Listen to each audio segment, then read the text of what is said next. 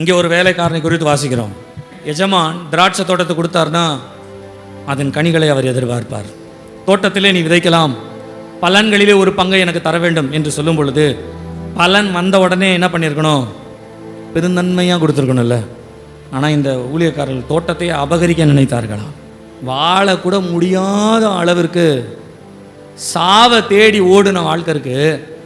ஆனால் நீ சாகாதன்னு சொல்லி அந்த சாவை தன்னிடத்தில் ஏற்றுக்கொண்டு ஒருவர் நமக்காக செத்து அவருடைய ஜீவனை நமக்காய் கொடுத்திருக்கிறார். இயேசு நமக்காக மரித்து அவருடைய ஜீவனை நமக்காய் கொடுத்தார். அவர் நம்முடைய மரணத்தை எடுத்துக்கொண்டு தம்முடைய ஜீவனை நமக்கு கொடுத்தார். இப்போ ஜீவனை நமக்கு கொடுத்துட்டு அவர் நமக்குள்ளே வாழ விரும்புகிறார்.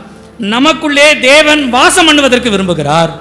ஆனால் இப்போ என்ன பிரச்சனை ஆயிடுச்சுன்னா, அவருடைய ஜீவனை நமக்குள்ள வச்சுட்டு நமக்கு இஷ்டப்படி நம்ம வாழ்ந்துட்டு இருக்கோமே ஒழிய அவருக்குரிய ஜீவனுக்கு வாழல.